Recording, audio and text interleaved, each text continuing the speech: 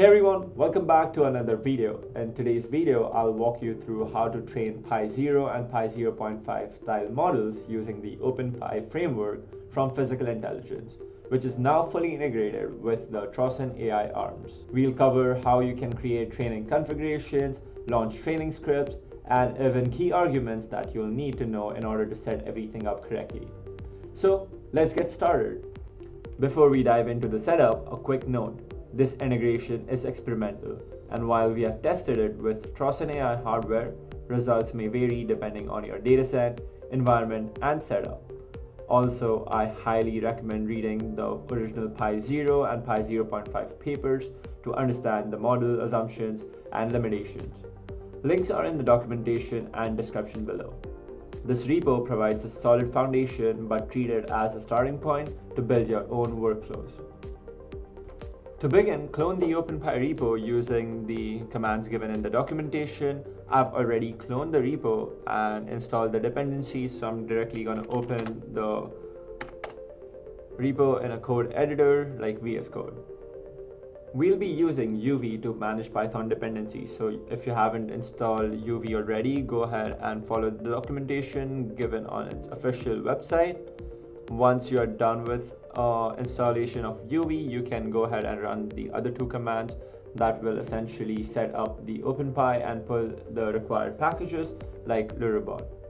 For data collection, we use the Robotics Lurobot repository from Trossen Robotics. We have covered this in a separate video which is linked above, where you can learn how to configure your cameras and arms for your setup, collect episodes with task prompts, and also push your datasets to the Hugging Face Hub. All the details have also been mentioned in the documentation for OpenPi.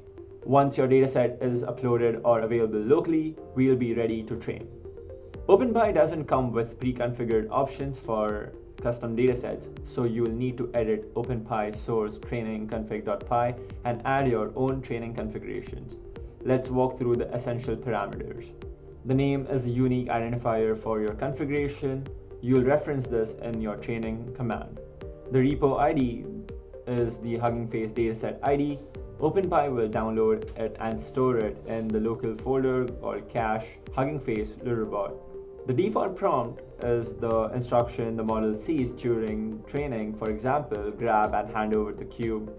The repack transform remaps your datasets, images, keys, and state action formats to what the model expects. So top maps to cam high and so on. Number of training steps is the number of training iterations. We recommend 80,000 for Pi-0.5. The batch size is the number of samples per batch. We have found batch size 8 works well on high memory GPUs like the RTX 5090. Weight loader specifies the checkpoint to load the base Pi-0 or 0.5 models. Here's a sample config for Pi-0.5 using the bimanual handover dataset. Once the configuration is in place, start training using the command given in the documentation. XLA Python client mem fraction sets the percentage of GPU reserved for JAX. Pi-0.5 Trossen transfer block matches the name in your configuration. The experiment name is the folder where the logs and checkpoints are saved. The override will be useful for fresh runs. Skip this if you're assuming the training. For training, we have used the RTX 5090 with LoRa fine-tuning. This allows us to freeze most of the model and only train small adapters. This speeds things up significantly, and we have also noticed that higher batch sizes allow better generalization. If your dataset includes multiple tasks, you can train OpenPi using the task prompt stored in each episode instead of single default prompts. In your training configuration, set the prompt for task equal true. This tells OpenPi to pull the instructions directly from the dataset. Then in your repack transforms, make sure you include prompt so the model receives the task descriptions during training. This setup allows the model to learn from a wider range of tasks and generalize better across different instructions. You can find examples for each of the configurations that we just discussed in the examples. After the training, checkpoints are stored under the checkpoints folder in the root directory under experiments name. To start the policy server, run the commands given in the documentation. This loads the trained model and exposes it to the client. The client runs using the little bot Trossen with cameras and ARM IPs configured like this. You can find the client script to edit in examples, Trossen AI, main.py. Make sure your arms and cameras are powered on and networked properly. There are two tuning knobs you should know about. Rate of inference controls how frequently the policy is queried, and temporal ensemble coefficient smooths out the outputs across steps. But we have found no benefit of using temporal ensemble, and it's also mentioned in the original research paper. So we set it to none by default.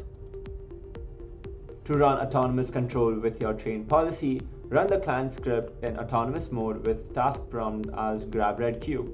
Or for a dry run without motion, run the client in test mode. We have tested both Pi-0 and Pi-0.5 on our bimanual Robotics AI setups. Pi-0.5 outperforms Pi-0 in most cases. It succeeds with a block transfer in its first try.